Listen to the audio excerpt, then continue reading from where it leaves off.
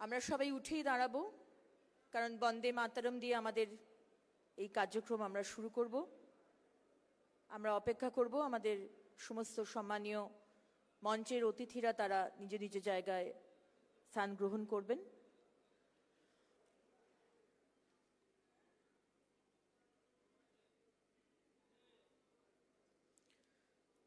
আমরা সবাই উঠে দাঁড়িয়ে বন্দে মাতরম দিয়ে আমরা আজকের কার্যক্রম শুরু করব। 1 2 বন্দে মাতরম, বন্দে মাতরম, সুজলাং সুফলাং মলয়জ শীতলাং শস্য শ্যামলাং মাতরম, বন্দে মাতরম, শুভ্রজ্যোৎস্না পুলকিতয়ামিনীং ফুল্লকুসুমিত ধ্রুমদলশোভিনীং সুহাসিনীং সুমধুরভাষিণীং সুখদাং বরদাং মাতরম, বন্দে মাতরম, বন্দে মাতরম।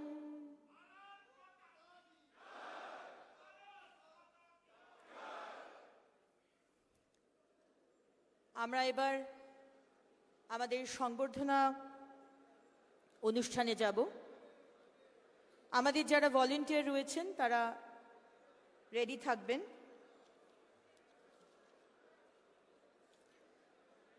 আমাদের সম্মানীয় প্রদেশ সভাপতি ডক্টর সুকান্ত মজুমদার, আমাদের সম্মানীয় বালুরঘাটের সাংসদ ডক্টর সুকান্ত মজুমদারকে উত্তরীয় দিয়ে আমি অনুরোধ করব মহিলা মোর্চার আমাদের কার্যকর্তা দিদিদের সংবর্ধনা জানাবার জন্য। আমি অনুরোধ করব আমাদের উত্তর কলকাতার সম্মানীয় সভাপতি ভাই তমগ্নকে মঞ্চে আসার জন্য এবং সুকান্ত দাকে সম্বর্ধনা জানাবার জন্য। এরপরে তমগ্নদা স্টেজে আসবেন, তমগ্নদা স্টেজে থাকবেন। তমগ্নদা স্টেজে থাকবেন এবং অনুপম দা আমাদের দক্ষিণ কলকাতার সম্মানীয় সভাপতি রেডি থাকবেন। হাততালি হোক।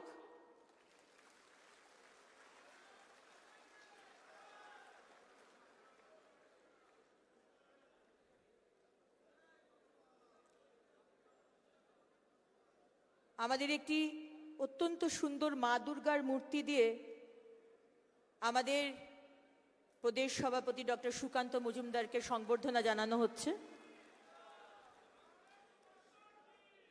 আমি এবার অনুরোধ করব দক্ষিণ কলকাতার সম্মানীয় জেলা সভাপতি অনুপম ভট্টাচার্য মহাশয়কে মঞ্চে আসার জন্য এবং আমাদের সম্মানীয় বিরোধী দলনেতা শ্রী শুভেন্দু অধিকারী মহাশয়কে অভ্যর্থনা জানাবার জন্য। অনুপম দাস মঞ্চে আসবেন। এরপরে আমি অনুরোধ করব আমাদের সম্মানীয় সহসভাপতি সঞ্জয় সিং দাকে মঞ্চে আসার জন্য। অনুপম দাস স্টেজে আসবেন, অনুপম দাস স্টেজে আসবেন তাড়াতাড়ি। সঞ্জয় দা আপনি রেডি থাকবেন, রথিন দা আপনি রেডি থাকবেন।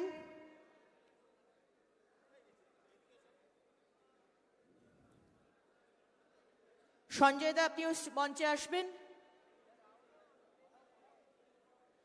শুভেন্দু দাকেও একটি মা দুর্গার মূর্তি দিয়ে আমরা সংবর্ধনা জানাচ্ছি।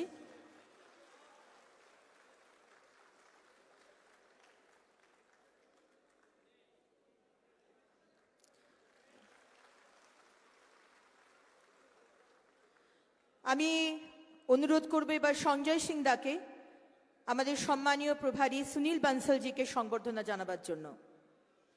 রথিন দা রেডি থাকবেন, শ্যামাপদ দা রেডি থাকবেন। রথিন দা রেডি থাকবেন, শ্যামাপদদা রেডি থাকবেন, কৃষ্ণা বৈদ্যদি রেডি থাকবেন।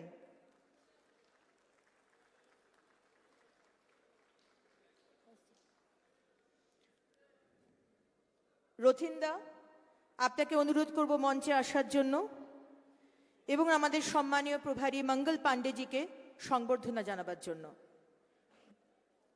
শ্যামাদা, আপনি এসছেন? শ্যামাদা, কৃষ্ণা বৈদ্যদি আপনি মঞ্চে আসবেন। কৃষ্ণা বৈদ্যদি আপনি মঞ্চে আসবেন। সম্মানীয় প্রভারী অমিত মালবিয়াজিকে সংবর্ধনা জানাবার জন্য অনুরোধ করব আমাদের সম্মানীয় সহ সভানেত্রী প্রদেশের কৃষ্ণা বৈদ্য মহাশয়া। সুমিত দাসদা, টুটুলদা আপনি কি এসেছেন? না থাকলে ডক্টর মধুছন্দা কর আপনি মঞ্চে আসবেন। আমাদের সম্মানীয় সহ সভানেত্রী মধুছন্দাদি মঞ্চে আসবেন। আমাদের সম্মানীয় জেনারেল সেক্রেটারি দীপকদা মঞ্চে আসবেন। লকেট চ্যাটার্জিদি মঞ্চে আসবেন। সম্মানীয় আমাদের প্রাক্তন সভাপতি এবং প্রাক্তন রাজ্যপাল তথাগত দাকে আমি ডক্টর মধুছন্দা করকে বলবো অভ্যর্থনা জানাবার জন্য। ডক্টর মধুছন্দাদি,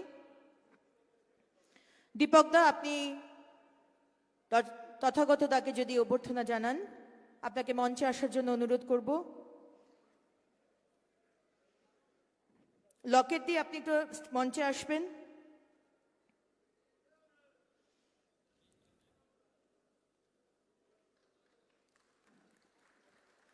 সম্মানীয় প্রাক্তন রাজ্য সভাপতি অসীম ঘোষ মহাশয়কে সম্মান জানাবার জন্য আমি অনুরোধ করব সম্মানীয় জেনারেল সেক্রেটারি লকেট চ্যাটার্জি মহাশয়কে।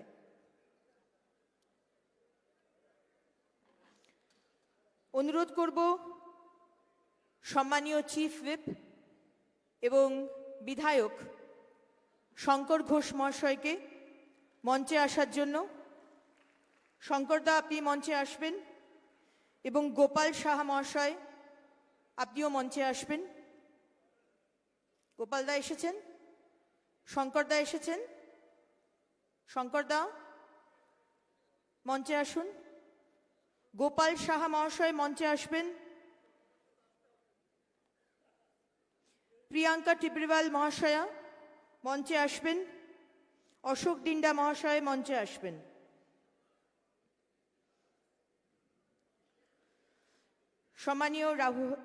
সম্মানীয় শঙ্করদাকে বলবো আমাদের সম্মানীয় প্রাক্তন রাজ্য সভাপতি রাহুল সিনহা মহাশয়কে সম্বর্ধনা জানাবার জন্য। শঙ্করদা,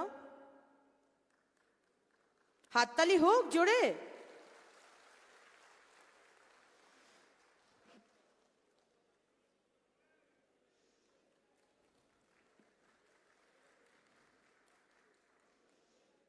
সম্মানীয় গোপালদা, গোপাল শাহ মহাশয় এসেছেন? আচ্ছা, আমাদের জেনারেল সেক্রেটারি সম্মানীয় জ্যোতির্ময় দাকে বলবো মঞ্চে আসার জন্য।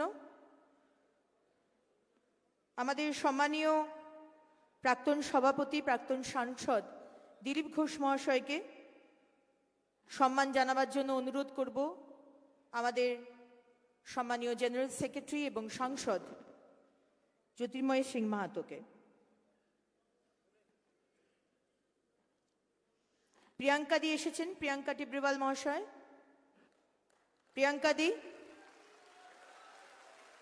প্রিয়াঙ্কাদি এসেছেন।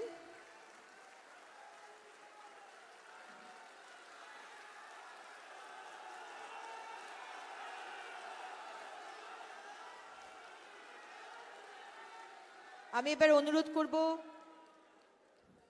অশোক ডিন্ডা মহাশয় মঞ্চে আসার জন্য। অশোকদা না থাকলে নবারুণদা আসবেন, সোনালিদি আসবেন, লক্ষণ ঘড়ই মহাশয়, দীপাঞ্জন গুহ মহাশয় মঞ্চে চলে আসবেন।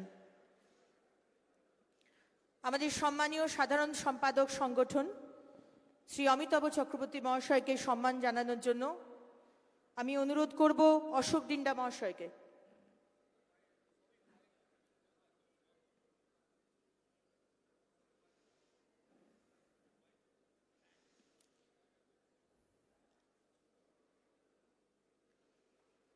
লক্ষণদা আপনি দাঁড়াবেন।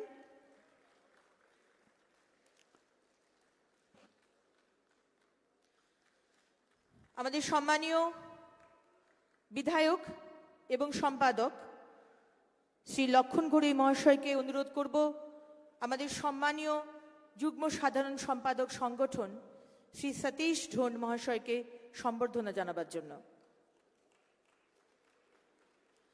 শান্তনুদা আমাদের মধ্যে এসেছেন। আমি শান্তনুদাকে সম্মান জানাবার জন্য অনুরোধ করব আমাদের সাধারণ সম্পাদক জগন্নাথ চ্যাটার্জি মহাশয়কে। জগন্নাথদা আপনি স্টেজে আসবেন। জগন্নাথদা আপনি এসেছেন। আমি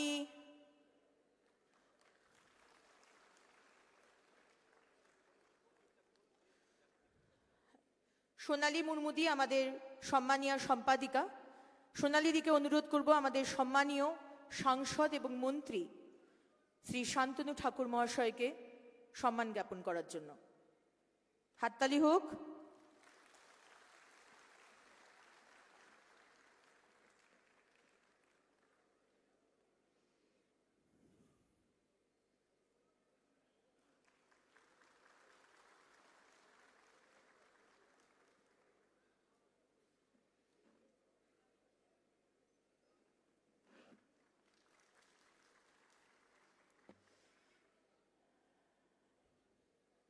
আমরা এবার আসছি আমাদের সম্বর্ধনার দ্বিতীয় পর্বে। আমাদের 12 জন সাংসদ যিনি পশ্চিমবঙ্গ ভারতীয় জনতা পার্টিকে গর্বিত করেছেন এবং 2 জন রাজ্যসভার সাংসদ, টোটাল 14 জন সাংসদ, তাদেরকে আমরা সম্বর্ধনা দেব। আমি শুরু করব আমাদের সম্মানীয় প্রদেশের সভাপতি ডক্টর সুকান্ত মজুমদার মহাশয়কে দিয়ে। আমি ভলেন্টিয়ারদের বলবো সম্বর্ধনা জিনিস স্টেজে নিয়ে এসে রেডি রাখার জন্য। আমাদের বঙ্কিমদাকে বলবো, সম্মানীয় বঙ্কিমদা আপনি মঞ্চে আসবেন। আমাদের বিধায়ক বঙ্কিমদা আসবেন এবং আমাদের সম্মানীয় রাজ্য সভাপতি এবং সাংসদ, দ্বিতীয়বারের সাংসদ, বালুরঘাটের সাংসদ ডক্টর সুকান্ত মজুমদার মহাশয়কে সম্বর্ধনা দেবার জন্য। এবার আমি ডাকছি শ্রী জয়ন্ত রায় মহাশয়কে, শ্রী খগেন মুর্মু মহাশয়কে, শ্রী জগন্নাথ সরকার মহাশয়কে, জাস্টিস অভিজিৎ গঙ্গোপাধ্যায় মহাশয়কে। আমি ডাকব দীপাঞ্জন গুহ মহাশয় সম্বর্ধনা দেবার জন্য। আমি ডাকব দীপাঞ্জন গুহ মহাশয়, উমেশ রায় মহাশয়, আমাদের মোর্চার সম্মানীয় প্রেসিডেন্ট ফাল্গুনিদি, আমাদের মহাদেবদা, সুদীপদা, জুয়েলদা, অজিতদা, চার্লসদা, আমাদের সম্মানীয় সাংসদ বনগার এবং মন্ত্রী সম্মানীয় শ্রী শান্তনু ঠাকুর মহাশয়কে সম্বর্ধনা দেবার জন্য আমি অনুরোধ করব। এক একজন আসুন। আমাদের যাদেরকে ডেকেছি তাদেরকে দিয়ে দেবেন। মহিলা মোর্চা দিদি আপনি ওয়েট করবেন, আমাদের যারা যাবেন তারা দেবেন। আশিস দা উপরে আসবেন। আমাদের যারা বিধায়ক এসছেন, সুব্রত দা, অসীম দা,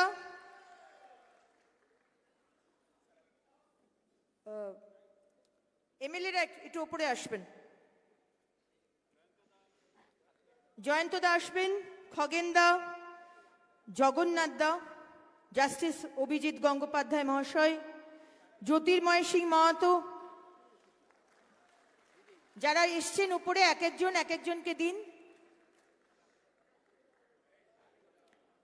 জ্যোতির্ময় সিং মাহাতো মহাশয় যিনি পুরুলিয়া থেকে জিতেছেন, জাস্টিস অভিজিৎ গঙ্গোপাধ্যায় মহাশয় কাঁথি থেকে জিতেছেন, জগন্নাথ সরকার মহাশয় রানাঘাট থেকে জিতেছেন, খগেন মুর্মু মহাশয় মালদা থেকে জিতেছেন, জয়ন্ত রায় মহাশয় জলপাইগুড়ি থেকে জিতেছেন, কার্তিক পাল মহাশয় রায়গঞ্জ থেকে জিতেছেন, মনোজ টিগ্গা মহাশয় আলিপুরদুয়ার থেকে জিতেছেন, রাজু বিস্তা মহাশয় দার্জিলিং থেকে জিতেছেন সৌমেন্দু অধিকারী মহাশয়। কাঁথি থেকে জিতেছেন জাস্টিস অভিজিৎ গঙ্গোপাধ্যায় মহাশয়। তমলুক থেকে জিতেছেন সৌমিত্র খান মহাশয়। বিষ্ণুপুর থেকে জিতেছেন আমাদের সম্মানীয় রাজ্যসভার সাংসদ, সম্মানীয় আমাদের স্পোক্স পার্সন, সম্মানীয় শ্রমিক ভট্টাচার্য মহাশয়। তাকে মঞ্চে আসার জন্য অনুরোধ করব।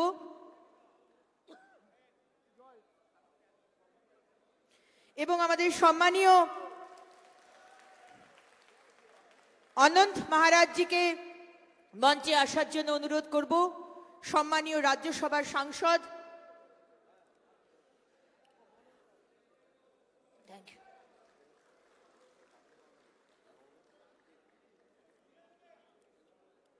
भारत माता की, भारत माता की, वंदे वंदे।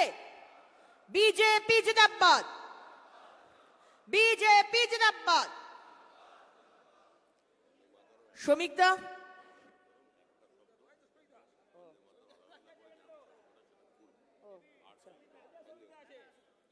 শ্রমিকদা এবং অনন্ত মহারাজজিকে মঞ্চে আসার জন্য অনুরোধ করব। সবাই একটু স্ট্রেট লাইনে দাঁড়াবেন। দিদিরা একটু সরে যাবেন। দিদিরা আপনি একটু, আপনারা একটু সাইডে আসবেন। ফাল্গুনিদি আপনি দাঁড়ান, ফাল্গুনিদি দাঁড়ান। আমার সমস্ত সংবাদ মাধ্যমের ভাইদের বোনেদের বলবো ফটো নিয়ে নিতে।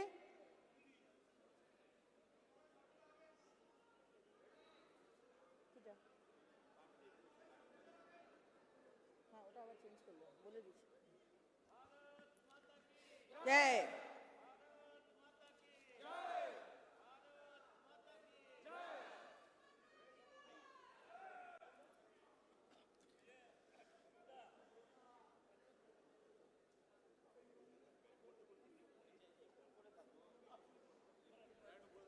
আমাদের সমস্ত সম্মানীয় সাংসদদের কাছে অনুরোধ, আজকে আপনাদেরকে একটি পশ্চিমবঙ্গের কাঁথা স্টিচের উত্তরীয় দিয়ে সংবর্ধনা দেওয়া হয়েছে।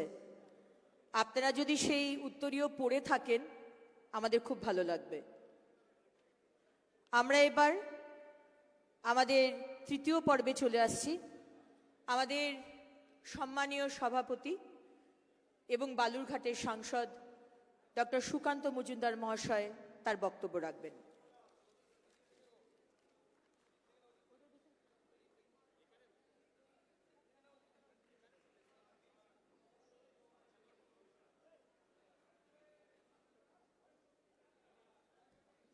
भारत माता की, भारत माता की, भारत माता की। महान देशेर महान नेता नरेंद्र मोदी जिंदाबाद, जेपी नड्डा जिंदाबाद, अमित शाह जिंदाबाद। भारत माता की, भारत माता की।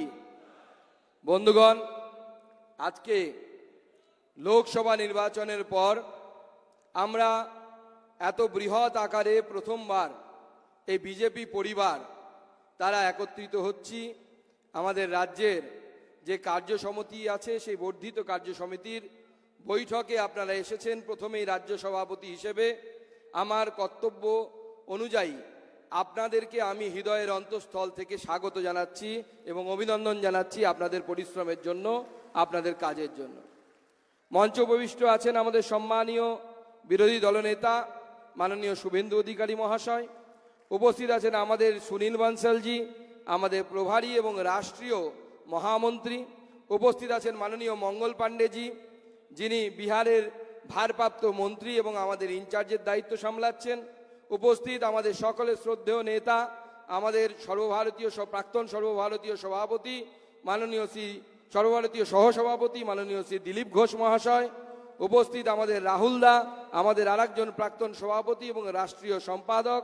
উপস্থিত আমাদের প্রাক্তন অন্যান্য সভাপতির মধ্যে মাননীয় তথাগত দা আছেন, প্রাক্তন রাজ্যপাল মাননীয় তথাগত দা, এবং তার সাথে আমাদের প্রাক্তন সভাপতি আমাদের মাননীয় অসীম দা আছেন, মাননীয় অসীম ঘোষ এখানে উপস্থিত আছেন, উপস্থিত আছেন কেন্দ্রীয় মন্ত্রী শান্তনু ঠাকুর, উপস্থিত আমাদের মাননীয় অমিত মালব্যজি যিনি সহপ্রভারীর দায়িত্ব সামলাচ্ছেন এবং আমাদের অল ইন্ডিয়া আইটি ইনচার্জ, উপস্থিত আমাদের সংগঠন সম্পাদক মাননীয় অমিতাভ চক্রবর্তী মহাশয়, সহ সংগঠন সম্পাদক মাননীয় সতীশ দা, উপস্থিত আমাদের সঞ্চালিকা আমাদের রাজ্যের সাধারণ সম্পাদিকা অগ্নিমিত্রা পাল বিধায়িকার দায়িত্ব সামলাচ্ছেন, উপস্থিত পার্টির সর্বস্তরের কর্মী এবং নেতৃত্ববর্গ, জেলা সভাপতি থেকে শুরু করে জেলার পুরো টিম, আমাদের সম্মানীয় সাংসদগণ 12 জন এবং একজন রাজ্যসভার সাংসদ, মোট 13 জন আজকে উপস্থিত আছেন, এবং তার সাথে সাথে সম্মানীয় বিধায়কগণ, পার্টির সর্বস্তরের নেতৃত্ব,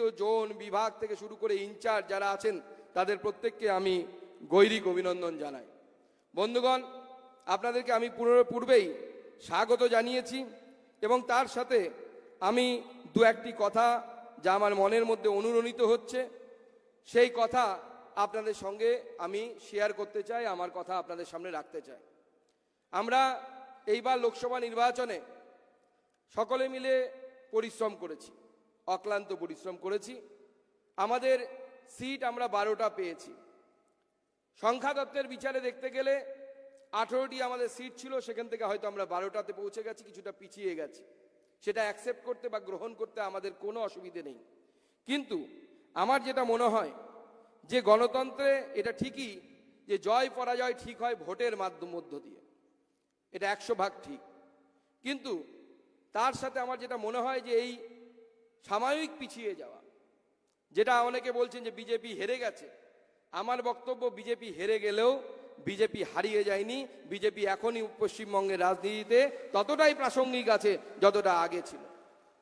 এবং তার সাথে সাথে আমার মনে হয় আমরা এই আমাদের পরাজয় থেকে যে শিক্ষাগুলো, যে জ্ঞানগুলো আমরা পাবো, সেটাকে সামনে নিয়ে আমরা সামনের দিকে এগিয়ে যাব এবং আমাদের কার্যকর্তারা এবং আমাদের কর্মী সমর্থকরা নিরলস পরিশ্রম করেছেন।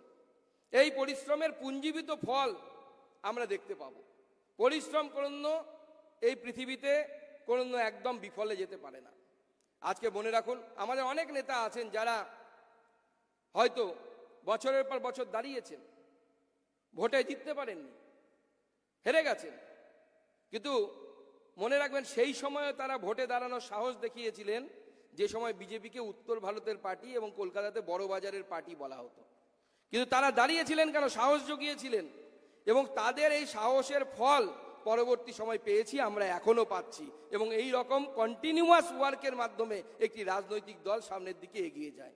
আমাদের যারা পূর্বসূরি ছিলেন, আমাদের প্রাক্তন সভাপতি যারা ছিলেন, পণ্ডিত বিষ্ণুকান্ত শাস্ত্রী থেকে শুরু করে, তপন শিকদার থেকে শুরু করে, সুকুমার বন্দ্যোপাধ্যায় থেকে শুরু করে, হরিপদ ভারতী থেকে শুরু করে, আজকে সকলের অবদানকে আমি স্মরণ করতে চাই। এবং তাদের সময় হয়তো আমরা একটাও সিট জিতিনি, এমনকি আমরা শুনেছি ভাষণে, আমি তো নিজের চোখে দেখার সৌভাগ্য হয়নি, হরিপদ ভারতীর মতো ব্যক্তি যখন ভাষণ দিতেন, তার ভাষণ শুনতে যত লোক সেখানে উপস্থিত হতেন, তো তত লোক যদি ভোট দিত তাহলে হয়তো ওনার জামানতটা বাজেয়াপ্ত হতো না, কিন্তু ভোট পেতেন না। কিন্তু তার বলে কি তাদের পরিশ্রম বিফলে গেছে? না, বিফলে যায়নি। হরিপদ ভারতীর সেই পরিশ্রম আমরা পরবর্তী সময়ে পেয়েছি এবং এখনো পাচ্ছি। আমি সেজন্য সকল প্রাক্তন সভাপতি সহ এখানে যারা বসে আছেন তাদেরকে সহ সকলকে, পূর্বসূরিকে, আমার পূর্বসূরি যারা ছিলেন তাদের সকলকে শ্রদ্ধার সাথে স্মরণ করতে চাই, তাদের অবদানকে স্মরণ করতে চাই এবং তাদেরকে ধন্যবাদ জানাই। তাদের জন্যই আজকে আমরা এখানে আছি। তাই আমার মনে হয় যে এই বাংলার বিজেপিকে আমাদেরকে সকলে মিলে একত্রিত হয়ে সামনের দিকে এগিয়ে নিয়ে যেতে হবে। মিডিয়া আমাদের বন্ধু, আমরা মিডিয়ার বন্ধুরা বলি, কিন্তু মিডিয়ার বন্ধুরা সবসময় বন্ধু হলেও আমাদের বন্ধুত্বের মতো কাজ করে না। সেজন্য আমাদের কর্মী সমর্থক নেতৃত্ব যারা আছে তাদেরকে বলবো, মিডিয়ার কথাই সবসময় বিভ্রান্ত হবেন না। নিজেদের যে মনের ইনস্টিংক্ট সেইটাকে ফলো করুন। বিজেপি এক আছে, নতুন পুরনো সব মিলিয়ে বিজেপির একটাই স্রোত, সেই স্রোতে যারাই আসবে সেই স্রোতে মিলিত হবে এবং সামনের দিকে এগিয়ে যাবে। আমি বরাবর কার্যকর্তা কর্মীদের সামনে বলেছি যে বিজেপি হচ্ছে গঙ্গার মতো। গঙ্গাতে যখন মন্দাকিনীর জল পড়ে বা অন্য কোনো নদীর জল পড়ে, তখন মন্দাকিনীর জল তার নিজের বৈশিষ্ট্য ধরে রাখতে পারে না, তাকে গঙ্গা জলে রূপান্তরিত হয়। বিজেপিও তাই, বিজেপি হচ্ছে গঙ্গার মতো, তাতে যারাই এসে মিশ্রিত হবে সকলে মিলে এক স্রোত হয়ে এক ধারা নিয়ে আমরা সমুদ্রের দিকে যাব, আমরা অগ্রসরের দিকে যাব, অগ্রসর হব সামনের দিকে। তাই বন্ধুগণ, এই লোকসভা নির্বাচন হয়তো বিজেপির স্টপেজ হতে পারে একটা, আমরা সাময়িকভাবে একটা স্টপেজে এসে দাঁড়িয়েছি, কিন্তু এটা আমাদের গন্তব্য নয়। গন্তব্য হচ্ছে নবান্নের উপরে ভারতীয় জনতা পার্টির গৈরিক পতাকাকে ওঠানো আমাদের লক্ষ্য, আমাদের ওটাই হচ্ছে গন্তব্য, আমরা সেই জায়গায় পৌঁছব। বন্ধুগণ, আমরা যদি বলি যে এই সময় যে আমাদের যে রেজাল্ট এসেছে তাতে অনেকে বলছে বিজেপি হেরে গেছে, হারিয়ে গেছে, কিন্তু অনেক কিছু আমি বলবো এর মধ্যে আমাদের শিক্ষার বিষয় আছে, আমাদের জন্য উৎসাহের বিষয় আছে। আমরা হয়তো লক্ষ্যমাত্রায় পৌঁছতে পারিনি, কিন্তু তিনবার মাননীয় প্রধানমন্ত্রী নরেন্দ্র মোদী ভারতবর্ষের প্রধানমন্ত্রী হয়েছে। প্রায় 62 বছর পর এই রেকর্ড আমরা স্পর্শ করতে পেরেছি। জওয়াহরলাল নেহেরু সেই সময় হয়েছিলেন। কোন সময়? যেই সময় যে জওয়াহরলাল নেহেরু প্রধানমন্ত্রী ছিলেন, ভারতবর্ষের এই পশ্চিমবঙ্গের সুন্দরবনের কোনো প্রান্তিক গ্রামে গিয়ে জিজ্ঞেস করলে কেউ প্রধানমন্ত্রীর নাম বলতে পারতেন না। আজকে স্কুলের বাচ্চাদেরকে গিয়ে জিজ্ঞেস করুন ভারতবর্ষের প্রধানমন্ত্রী কি, একটাই শব্দ উচ্চারিত হবে, সেটা হচ্ছে মোদি, মোদি, মোদি। এটা হচ্ছে সেই পার্থক্য। আজকে প্রধানমন্ত্রী তো ছেড়ে দিন, উনি অনেক বড় মানুষ, আমাদের মতো সামান্য ছোট পার্টির কার্যকর্তা কোথাও যদি মুখ ফসকে কিছু বলেও ফেলি, সেইটার উপরেও মিডিয়ার নজর থাকে। সেই সময়, এই গুরুত্বপূর্ণ সময় তিনবার ভারতবর্ষের মতো এত মাল্টি পার্টি সিস্টেমের মধ্যে তিনবার প্রধানমন্ত্রী হওয়া, আমার মনে হয় এটা বিশ্ব রেকর্ডের সামিল, এবং এটা নরেন্দ্র মোদী বলে সম্ভব হয়েছে, বিজেপি বলে সম্ভব হয়েছে, অন্য কেউ হলে সম্ভব ছিল না। তাই আমার মনে হয় যে 26-এর বিধানসভাকে সামনে রেখে আমাদেরকে সামনের দিকে এগিয়ে যেতে হবে। যেখানে আমাদের হয়তো ক্ষত বা রক্তক্ষরণ হয়েছে, সেই জায়গাতে আমাদেরকে এগিয়ে যেতে হবে। আমি কয়েকটা পরিসংখ্যান আপনাদের সামনে তুলে দিতে চাই। 2021 সালে বিধানসভা নির্বাচনে যে ভোট পেয়েছিলাম আমরা 37.97%, সেইটা এইবার বেড়ে 38.73% হয়েছে। এবং সেই পরিসংখ্যানের মধ্যে আমার মনে হয় সব থেকে আমাদেরকে আশা জাগানোর মতো যে কথা, সেটা হচ্ছে আমাদের পৌর অঞ্চলে অর্থাৎ মিউনিসিপ্যালিটি কর্পোরেশন অঞ্চলে আমাদের যে ফলাফল, সেই ফলাফল কিন্তু আমাদেরকে উৎসাহিত করার জন্য। রাজ্যের 121টি পৌরসভা, এই 121টি পুরসভার মধ্যে 69টিতে বিজেপি এগিয়ে আছে। এটা প্রথমবার আমরা স্পর্শ করতে পেরেছি, এর আগে কোনো আমরা স্পর্শ করতে পারিনি। শাসক দল সেখানে 51টিতে এবং কংগ্রেস 2টিতে এগিয়ে আছে। এর সাথে সাথে যে 6টি পুর নিগম, তাতেও বিজেপি কিন্তু আগের তুলনায় অনেক ভালো ফল করেছে। 144টি ওয়ার্ডের মধ্যে আমরা যদি দেখি, পুর নির্বাচনে যখন পুর নির্বাচন হয়েছিল 137টিতে তৃণমূল কংগ্রেস জিতেছিল, বিজেপি মাত্র 3টিতে, তাও উত্তর কলকাতাতে আমরা জিতেছিলাম, আর কোথাও জিতিনি। আজকে সেই একই উত্তর কলকাতা লোকসভাতে আমরা 24টি ওয়ার্ডে এগিয়ে আছি। 24টি ওয়ার্ডে আমরা তৃণমূলকে পিছনে ফেলে দিয়ে সামনের দিকে এগিয়ে যাচ্ছি। বন্ধুগণ, 70টি বিধানসভা আসনে আমরা সামান্য ভোটের পিছিয়ে, সেই তালিকা যদি আমরা দেখি, 10,000-এর কম ভোটে আমরা পিছিয়ে আসি 49টি বিধানসভায়। 49টি বিধানসভাতে আমরা 10,000-এর পেছনে, 10,000-এর কম ভোটে পিছিয়ে আছি। আর 10,000-এর বেশি, 15,000-এর কম, এরকম 21খানা বিধানসভা আছে। এমন 9টি আসন আছে এই রাজ্যে বিধানসভায়, যে বিধানসভাগুলোতে আমরা কোনোদিনও কোনো নির্বাচনে এগিয়ে থাকিনি, লোকসভাতে না বিধানসভাতে। এরকম 9খানা আসনে এবার আমরা এগিয়ে থাকতে পেরেছি। যেমন আমরা যদি লক্ষ্য করি, বড়োয়া থেকে শুরু করে, জঙ্গিপুর থেকে শুরু করে, সন্দেশখালী থেকে শুরু করে, এরকম বহু আসন, চণ্ডীপুর, রামনগর আছে, যাতে আমরা এগিয়ে থাকতে পেরেছি। 2021 সালে আমরা 77টি বিধানসভা আসন জিতেছিলাম। এই 77টি জেতা আসনের মধ্যে 62টি আসনে, 62 নাম্বার অফ অ্যাসেম্বলিজ, আমরা যা ভোটে জিতেছিলাম 21-এ, তার থেকে বড় ব্যবধানে এই লোকসভা নির্বাচনে এগিয়ে আছি, 62টি সিটে এগিয়ে আছি। এর মধ্যে 4টি আসন ছাড়া সবকটিতে আমাদের ব্যবধান বেড়েছে। আর যদি 21 সালে আমরা জিততে পারিনি এরকম আসনের দিকে দেখি, তাহলে 28টি আসনে দল কিন্তু এগিয়ে গেছে, যেটা আমরা 21 সালে জিততে পারিনি। এই পরিসংখ্যান বলছে যে বন্ধুগণ, বিজেপি এগোচ্ছে, কিন্তু বিজেপির সাথে ভারতবর্ষের পশ্চিমবঙ্গে বিজেপির সাথে ভারতবর্ষের রাজনীতির প্রেক্ষাপট আলাদা। পশ্চিমবঙ্গে বামফ্রন্ট যে ভোটে দুর্নীতি শুরু করেছিল, রিগিং থেকে শুরু করে আমরা সেই সময় পেপার পত্র পত্রিকায় মিডিয়াতে শুনতাম scientific rigging, scientific rigging. Trinamool তাকে আরো এক ধাপ উৎকর্ষতায় নিয়ে গেছে। সেই বাংলায় যাকে বলে যে তৃণমূল কংগ্রেস হচ্ছে সিপিএম এর, মমতা বন্দ্যোপাধ্যায় হচ্ছে সিপিএম এর সব থেকে আদর্শ ছাত্র বা ছাত্রী বলা ভালো। সেই পথকে অনুসরণ করে তারা সামনের দিকে এগিয়ে যাচ্ছে। আমরা জানি আমাদের লড়াই কঠিন, আমরা কিন্তু সেই লড়াই থামলে চলবে না, কারণ ভারতীয় জনতা পার্টি, আমরা জানি যারা আমাদেরকে 40% মানুষ প্রায় ভোট দিয়েছে, এই 40% মানুষ ভারতবর্ষের কথা ভেবে ভোট দিয়েছে। নরেন্দ্র মোদীকে ভারতবর্ষের জন্য প্রধানমন্ত্রী করতে হবে এই কথা ভেবে ভোট দিয়েছে এইবারের নির্বাচনে। সবাই হয়তো সেই সাহস দেখায়নি। সবাই কেউ কেউ বলছে, দাদা আমার মনে হয় যে এই 40% দেশপ্রেমিক যারা আমাদের ভোট দিয়েছেন, তা বাদেও যারা আছেন তারাও দেশকে ভালোবাসেন, কিন্তু হয়তো ছোটোখাটো বিষয়ে, ছোটোখাটো জিনিসে হয়তো লোভে পড়ে, কোথাও হয়তো ভয়ে পড়ে, কোথাও হয়তো নিজেদের মত প্রকাশের উপযুক্ত পরিবেশ না পেয়ে, বা নিজেদের যে আগামী দিনে বিজেপিকে ভোট দিলে কি হবে, বাড়ি ভাঙা হবে কিনা, কারণ 21-এর ভয়াবহতা আজও বহু অঞ্চলে মানুষের হৃদয় থেকে বের হয়নি, সেই জায়গাটা আছে। কিন্তু 40% মানুষ এখনো ভরসা করে নরেন্দ্র মোদীকে তারা ভোট দিয়েছেন। প্রায় 40% মানুষ দেশ চালানোর জন্য নরেন্দ্র মোদীর উপর স্বপ্ন দেখেছেন, নরেন্দ্র মোদীর উপর ভরসা করেছেন।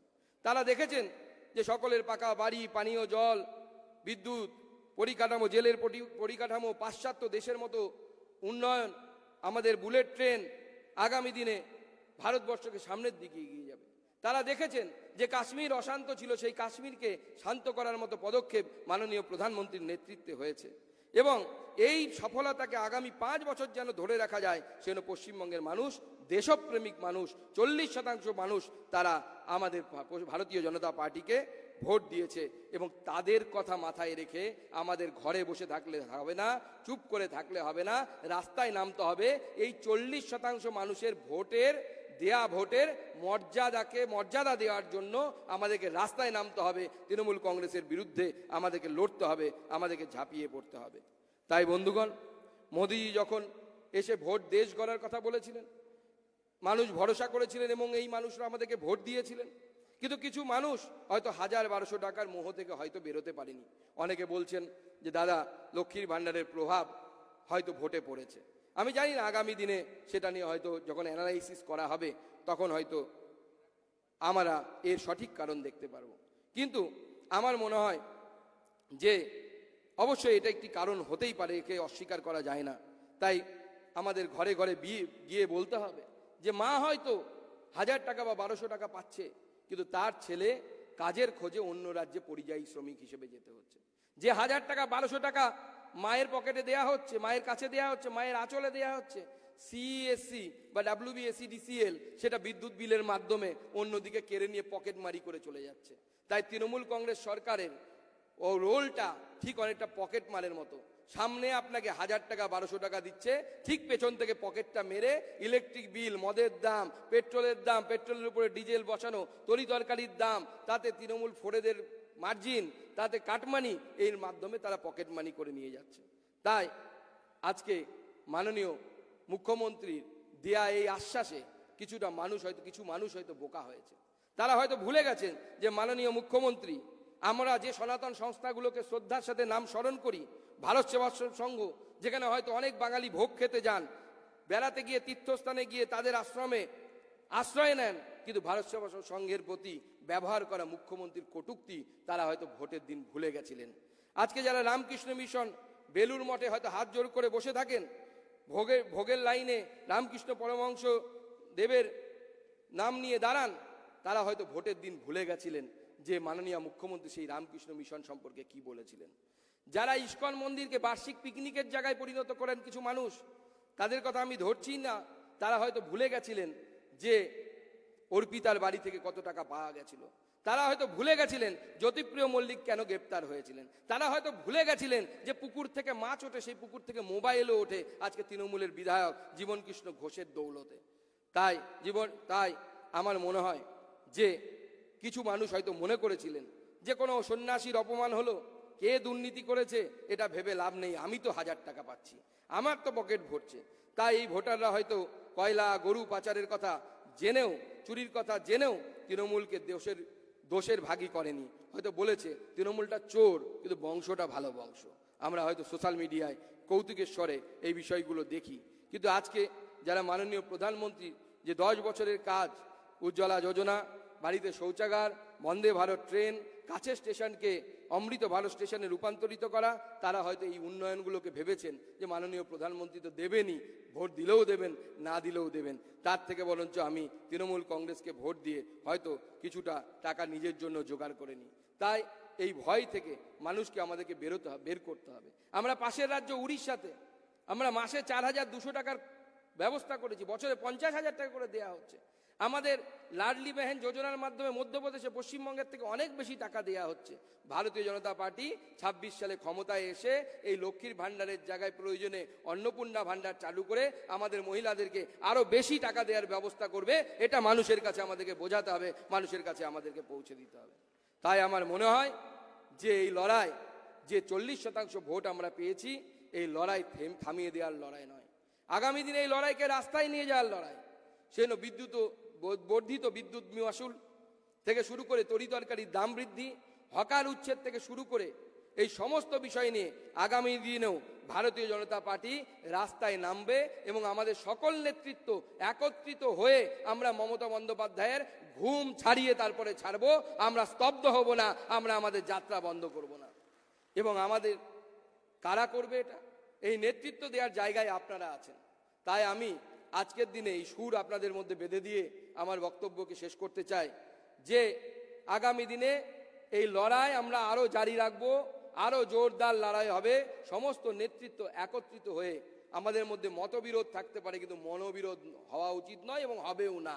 মনোবিরোধ না রেখে সবাই মিলে একত্রিত হয়ে লড়াই করা উচিত এবং লড়াই করে আগামী দিনে তৃণমূল কংগ্রেসকে উৎখাত করার মন্ত্র নেওয়া উচিত। এবং আমি আপনাদেরকে আহ্বান জানাবো, আসুন আজকে আমাদের কেন্দ্রীয় নেতৃত্ব মাননীয় সুনীল বানসালজি থেকে শুরু করে, মঙ্গল পাণ্ডেজি থেকে শুরু করে, অমিত মালব্যজি থেকে শুরু করে, কিছুক্ষণ পরে হয়তো মনোহর লালজিও চলে আসবেন আমাদের মাঝে, যিনি প্রাক্তন মুখ্যমন্ত্রী এবং ভারতবর্ষের ক্যাবিনেট মিনিস্টার।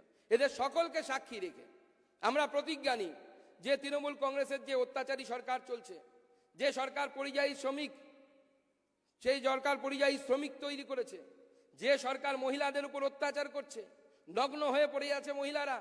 আজকে দেখতে অবাক লাগছে আলিপুরদুয়ারের ঘটনা, চা বাগানের মেয়ের সাথে সাময়িক রেপ হচ্ছে, তার ভিডিও ঘুরে বেড়াচ্ছে সোশ্যাল মিডিয়াতে। আজকে আমার কাছে সেই ভিডিও চলে এসছে, ভাবতে অবাক লাগছে। যার বাচ্চা মেয়ে, নাবালিকা মেয়ে, তাকে 6-7 জন ছেলে মিলে তাকে রেপ করছে। কোন রাজ্যে আমরা বাস করছি? আর মুখ্যমন্ত্রী কি বলেন? বাঁকুড়াতে যখন বিজেপির একজন কর্মী খুন হয়ে যায়, মুখ্যমন্ত্রী অনন্ত আম্বানির বিয়ে খেতে যাওয়ার সময় এয়ারপোর্টে নির্দ্বিধায় বলেন এটা পারিবারিক গন্ডগোল, এই জন্য নাকি খুন হয়েছে। মাননীয় মুখ্যমন্ত্রী, আমি আপনাকে বলতে চাই যে ভারতীয় জনতা পার্টি হয়তো সাময়িকভাবে লোকসভার সিটের বিচারে হয়তো পিছিয়েছে, কিন্তু আমরা স্তব্ধ হয়নি, আমরা হারিয়ে যাইনি। ভারতীয় জনতা পার্টি আগামী দিনের রাস্তায় সেটা আপনাকে প্রমাণ করে ছাড়বে যে ভারতীয় জনতা পার্টি আছে, ভারতীয় জনতা পার্টি আপনাকে উৎখাত করবে। তাই বন্ধুগণ, এদের সকলকে সামনে রেখে আসুন আমরা সকলে মিলে শপথ নিই। 2 হাত মুঠ করে আমার সাথে বলুন, ভারত মাতা কি, ভারত মাতা কি, ভারত মাতা কি। ধন্যবাদ।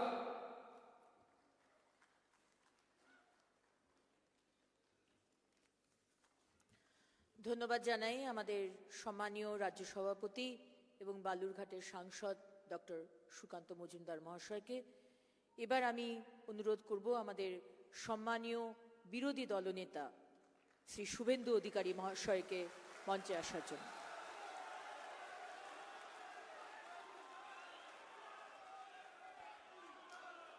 भारत माता की, भारत माता की जय श्री राम। हिंदू तुमी एक हो, हिंदू तुमी एक हो। সমবেত প্রতিনিধিবৃন্দ, আপনাদের সবাইকে আমি অন্তরের অন্তঃস্থল থেকে শ্রদ্ধা এবং কৃতজ্ঞতা জ্ঞাপন করি। আমাদের মধ্যে উপবিষ্ট থেকে সম্বর্ধিত হয়েছেন, স্বাগত ভাষণ দিয়েছেন আমাদের রাজ্যের বরেণ্য সভাপতি, ভারত সরকারের মাননীয় রাষ্ট্রমন্ত্রী, সতীর্থ সম্মানীয় ডক্টর সুকান্ত মজুমদার মহোদয়, তাকে এবং তার প্রদেশের পুরো টিমকে আমি আন্তরিক কৃতজ্ঞতা জ্ঞাপন করি। আমাদের মধ্যে আমাদের অভিভাবকবৃন্দরা উপবিষ্ট আছেন, যারা ভারতীয় জনতা পার্টিকে বপিত বীজ থেকে একটি বৃক্ষে পরিণত করেছেন। প্রাক্তন সভাপতিবৃন্দ, সম্মানীয় অধ্যাপক অসীম ঘোষ, সম্মানীয় তথাগত রায়, সম্মানীয় দিলীপ ঘোষ, সম্মানীয় রাহুল সিনহা মহোদয়, সর্বভারতীয় সাধারণ সম্পাদক, যার যশস্বী নেতৃত্বে উড়িষ্যাতে এবারে সরকার তৈরি হয়েছে, তিনি ইনচার্জ ছিলেন উড়িষ্যার 21-19, জয় জগন্নাথ। তেলেঙ্গানাতে 4-এর জায়গায় 8 হয়েছে এবং এখান থেকেও 12টা আসন, 39% সিট আমরা পার্টিকে দিতে পেরেছি। আমাদের নেতা সুনীল বনশলজি, বিহার সরকারের যশস্বী মন্ত্রী, আমাদের নিত্যদিনের সাথী, পশ্চিমবঙ্গের প্রভারী আমাদের নেতা মঙ্গল পাণ্ডেজি, সহপ্রভারী এবং আইটি প্রমুখ আমাদের দেশের ভারতীয় জনতা পার্টির অমিত মালবিয়াজি, সাধারণ সম্পাদক সংগঠন সতীর্থ অমিতাভ চক্রবর্তী, সহ সাধারণ সম্পাদক সতীশ ধুনজি, মতুয়া মহাসংঘের সাধারণ সম্পাদক, আমাদের এই রাজ্য থেকে নির্বাচিত ভারত সরকারের অন্যতম রাষ্ট্রমন্ত্রী, প্রিয় ভাই শান্তনু ঠাকুর মহোদয়, আমি সকলকে ধন্যবাদ জানিয়ে অল্প কথা বলবো। মনোহরলালজি এসে পৌঁছে যাবেন। মুখবন্ধ করে দিয়েছেন সভাপতি মহোদয়, আমি আর ওই ডাটা তথ্যে যাব না। আমি আপনাদের কাছে যেটা বলবো যে ভারতীয় জনতা পার্টি পশ্চিমবঙ্গে অনেক প্রতিকূলতার মধ্যে 2,33,27,000 ভোট পেয়েছে। আমি আপনাদের কাছে বলবো, আপনারাই সাথী, অভিজ্ঞতা আপনাদেরও আছে। সেটা হলো 2001-এ নির্বাচনের পরে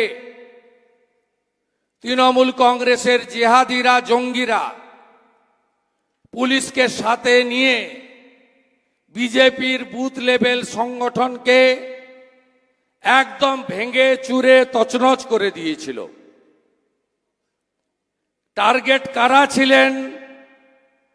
বুথের যুবক ছেলেটি, বুথের মহিলা কর্মীটি, পোলিং এজেন্টটি, কাউন্টিংয়ে যাওয়া আমার ভাই বা বোনটি, বুথ সভাপতি, শক্তি কেন্দ্র প্রমুখ, নিচের তলাকে শুইয়ে দিয়েছিল একদম অত্যাচার করে। 1 লক্ষের বেশি ছেলে পালিয়েছিল বাংলা ছেড়ে। তারপরে ভারতীয় জনতা পার্টি আস্তে আস্তে আস্তে আস্তে আবার পুনরায় রাস্তায় নেমে পঞ্চায়েতে 11,000 আসন পেয়ে সফল নবান্ন অভিযান করে বিধানসভার ভিতরে বাইরে, লোকসভার ভিতরে বাইরে সম্মিলিতভাবে লড়াই করে আমরা 1% ভোট বাড়িয়ে 5,27,000 ভোট বাড়িয়ে 2,33,27,000 ভোট পেয়েছি। কিন্তু আমরা যদি 21টা পেতাম খুশি হতাম। আরামবাগের আসন 6,000 ভোটে আমরা হারব, মেদিনীপুরের আসন 27,000 ভোটে হারব, বাঁকুড়ার আসন 30,000 ভোটে হারব, কোচবিহারের আসন 29,000 ভোটে হারবো, আপনিও কল্পনা করতে পারেননি, আমরাও কল্পনা করতে পারেননি। প্রেসের বন্ধুদের সামনে রেখে এখানে চুলচড়া বিশ্লেষণ হবে না। চুলচড়া বিশ্লেষণের দরকার আছে, সে জায়গা আলাদা। আপনি লক্ষ্য করবেন, বিরোধী দলনেতা আমি অর্গানাইজেশনের দায়িত্বে নেই। আমি লোকসভা নির্বাচনের আগে বলুন পরে বলুন, কখনো সংবাদ মাধ্যমের সামনে একটা এমন শব্দ বাক্য প্রয়োগ করি না যাতে ভারতীয় জনতা পার্টির বুথের কর্মীটি, আমাদের ভোটারটি হতাশ হয়।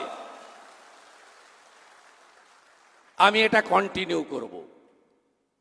আমি জাতীয়তাবাদী পরিবার থেকে এসেছি।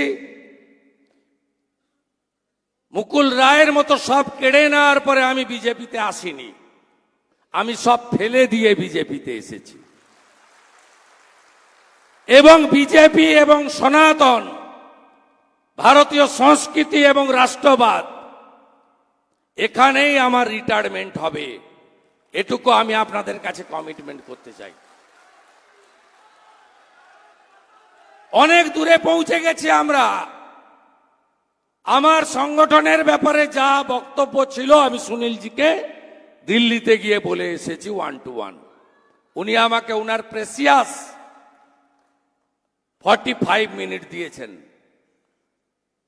বাংলাকে কি করে বাঁচাতে হবে, যশস্বী স্বরাষ্ট্রমন্ত্রী অমিত শাহজি তার বাড়িতে আমাকে 45 মিনিট টাইম দিয়েছিলেন, আমি বলে এসেছি। এই যে আমার হাতে কালি দেখছেন না, আমি আজকে বলছি 26-এ আমাকেও ভোট দিতে দেবে না। আমি আপনাকে বলছি তার কারণ আমি হিন্দু। আমার বাড়ির সামনে 50 জন জেহাদি ভোটের দিন বসে থাকবে সকাল থেকে। পুলিশ দর্শকের আসন গ্রহণ করবে। এক্ষুনি যদি আমরা না জাগি, আমরা সায়েন্স সিটিতে বসে আছি তো, 10 কিলোমিটার দূরে ঘটকপুকুর ভাঙড়, 4টে হিন্দু অঞ্চল আছে। আমি এবারে ড্রাই জোনে ঘুরেছিলাম ভোটের সময় দেখতে, বাদুড়িয়া, হাড়োয়া, ভাঙড়, ক্যানিং পশ্চিম, যেখানে 1.5 লাখ 2 লাখ ভোটে যেতে ওরা। আমি দেখতে গেছিলাম লোকসভা ভোটের প্রচারে কি হয় ওখানে। 4টে হিন্দু অঞ্চল আছে ভাঙড়ে, 2টো অঞ্চলের কোন হিন্দুকে শকত মোল্লা ভোট দিতে দেয়নি। অনির্বাণ গাঙ্গুলি 29,000 ভোট পেয়েছে, শান্তি হাতি 45,000 ভোট পেয়েছিল। 70,000 হিন্দু বসবাস করে। আরে ওদিকে ভাঙড়ে পরে যাবেন বাসন্তী এক্সপ্রেস হয়ে, ওটা তো ইসলামাবাদ হয়ে গেছে। একটু দূরে বেঙ্গল কেমিক্যালের কাছে যান, Maniktala, উপনির্বাচন,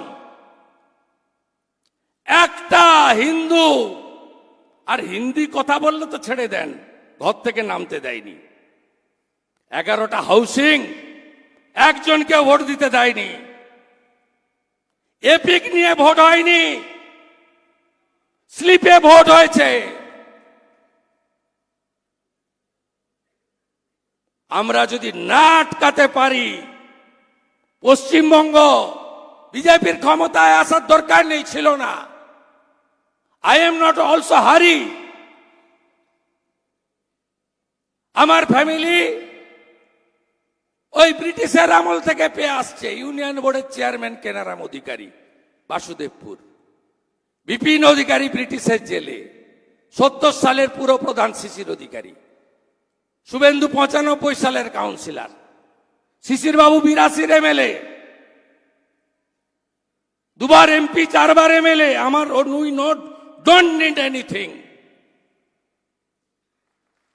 we need democracy in Bengal. Bharatvarsha থাকবে না পশ্চিমবঙ্গ, ভয়ঙ্কর অবস্থা। আগে বিজেপি হলে বিরোধী হলে আটকাতো, লোকসভাতে ডায়মন্ড হারবার, ফলতা, ক্যানিং, ধনেখালি, কেশপুর, জয়পুর, ইন্দাস, পাত্রসায়ার, শীতলকুচি, মিনাকা, হাড়োয়া, বাদুড়িয়া হিন্দু বলে ভোট দিতে দেয়নি। সংখ্যা 50 লাখ। বলবেন কেন্দ্রীয় বাহিনী কি করছিল? ইসিআই এর গাইডলাইন পড়েছেন? Election commission of India. কেন্দ্রীয় বাহিনী থাকবে এন্ট্রি পয়েন্টে, এপিক চেক করার পাওয়ার তার হাতে নেই।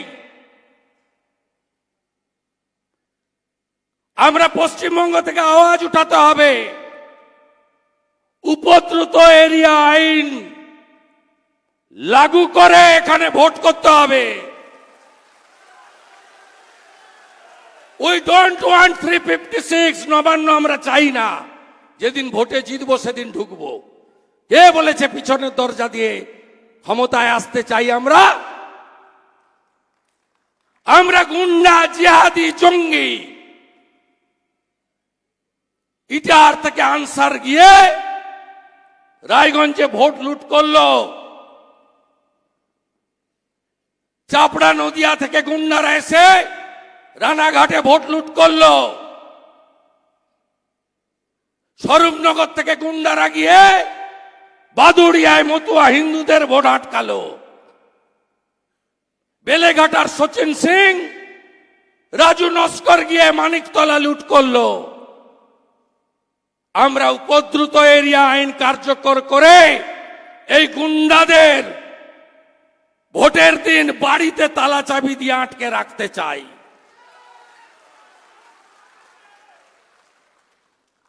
আর আমরা চাই এপিক কার্ড দেখার পাওয়ার দেওয়া হোক কেন্দ্রীয় বাহিনীকে, ইলেকশন কমিশন। আপনি ভাবলেন ছেড়ে দেব? কাল তো রাজ্যপাল মহোদয়ের কাছে গেছি 100টা ভোটার নিয়ে, হাতে কালি নেই, এপিক কার্ড হাতে আছে। কাল রাতেই রাষ্ট্রপতি মহোদয়কে মেল করেছি, টাইম দিন। পশ্চিমবঙ্গের সংবিধান শেষ করে দিয়েছে। বলতে চাই, we want democracy in Bengal, safe democracy in Bengal, to protect constitution in Bengal. ECI কে আমি এলওপি বলেছি, 5টা লোক নিয়ে যাব, কি হয়েছে বলে আসবো।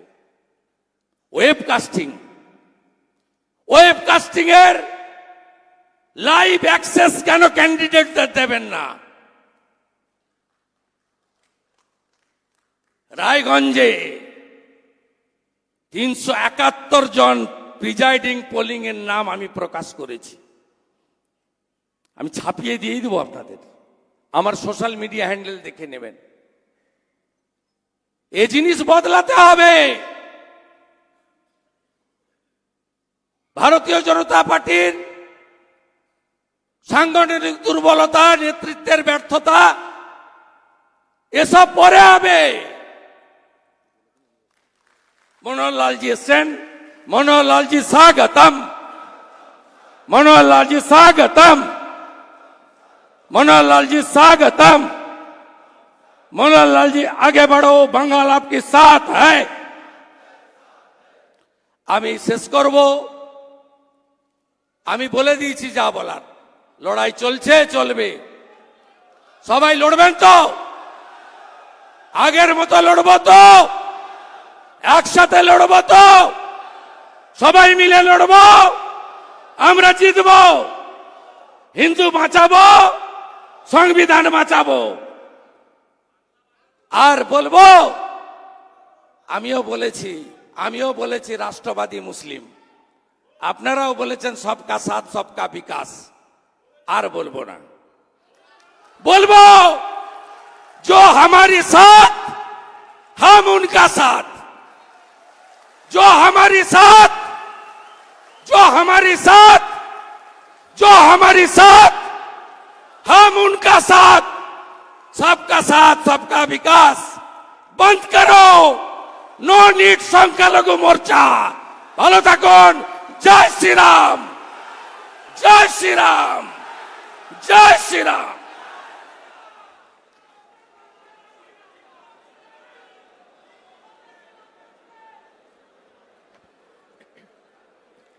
ধন্যবাদ জানাই আমাদের সম্মানীয় বিরোধী দলনেতা শ্রী শুভেন্দু অধিকারী মহাশয়কে। আমাদের মধ্যে এসে পড়েছেন আমাদের আজকের সম্মানীয় চিফ গেস্ট, ভারত সরকারের সম্মানীয় মন্ত্রী, minister of power and minister of housing and urban affairs, সম্মানীয় শ্রী মনোহর লাল খাট্টারজি। আপনাকে স্বাগত জানাই স্যার।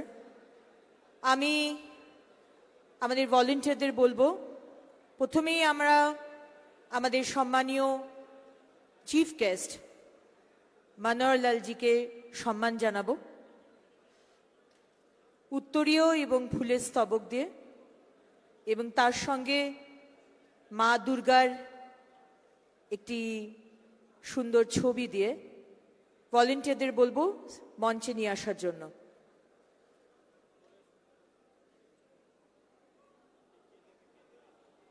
প্রেসিডেন্ট, উত্তরীয় প্রেসিডেন্ট, ফুলটা এলওপি, আর এটা দুজনে মিলে। হ্যাঁ,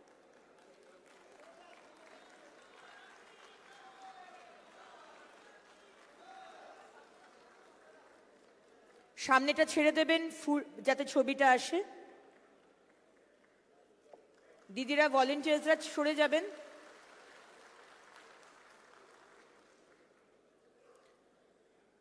আমি সম্মানীয় শ্রী মনোহর লাল খাট্টারজিকে বলবো ভারত মাতার ছবি, ডক্টর শ্যামাপ্রসাদ মুখার্জি এবং দীনদয়াল উপাধ্যায়জির ছবিতে শ্রদ্ধা জ্ঞাপন করার জন্য।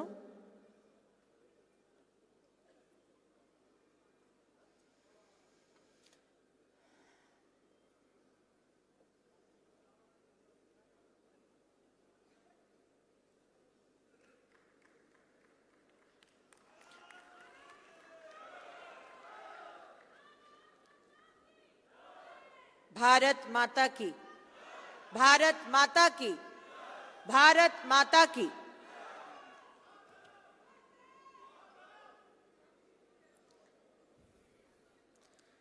সম্মানীয় ভারত সরকারের কেন্দ্রীয় মন্ত্রী মনোহর লাল খাট্টারজি,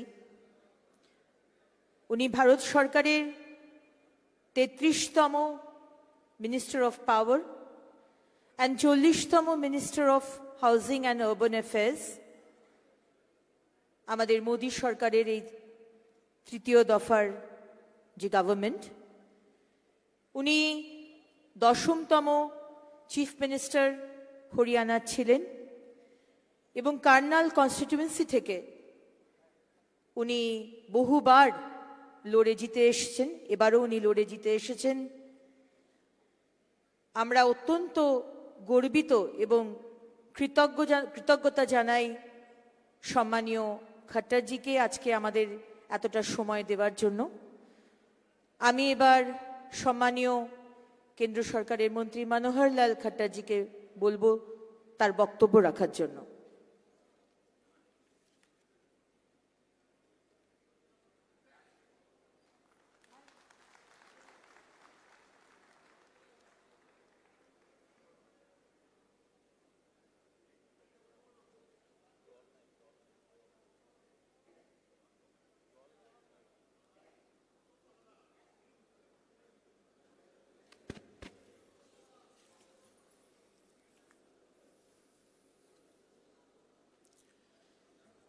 पश्चिम बंगाल की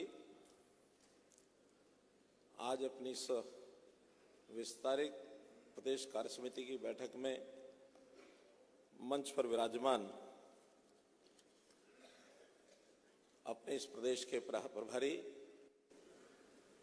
बहुत ही श्रेष्ठ अपने कार्यकर्ता मान्यवर श्री सुनील बंसल जी, सह प्रभारी श्री अमित मालवीय जी,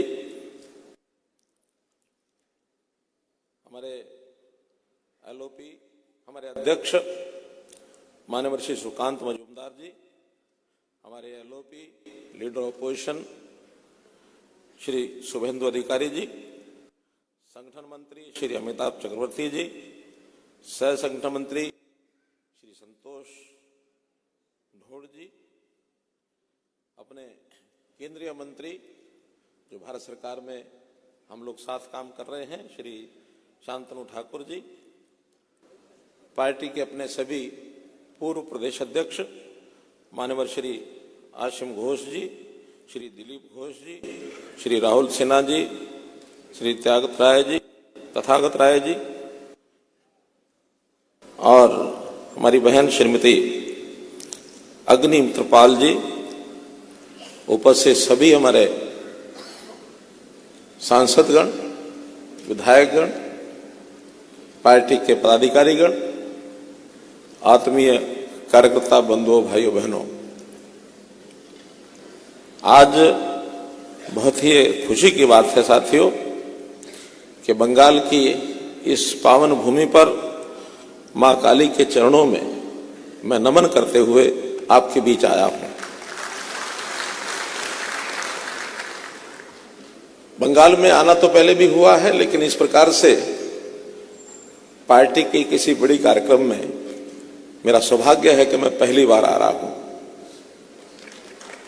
पार्टी का यह जो संघर्षशील इतिहास है, इसके बारे में हम सुनते हैं, जानकारियां मिलती रहती हैं। आपके मन में जो कुछ विचार, जो एक क्रांति दौड़ रही है, उसका हम आभास तो लगा लेते हैं, लेकिन आज पार्टी के कार्यकर्ताओं के बीच में आकर आपकी जो संघर्ष की गाथा है, उसको मित्रों मैं सैल्यूट करता हूं।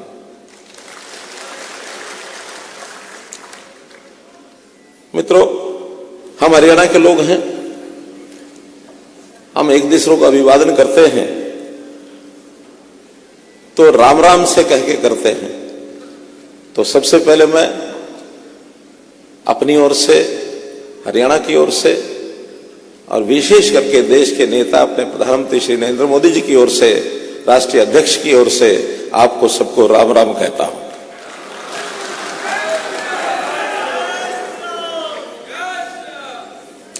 और अगर बांग्ला में कहना हो तो मेरे साथियों ने मुझे कहा जिस प्रकार से कहना कि सभाए के नमस्कार जानाई आपनारा भालो आछन। तो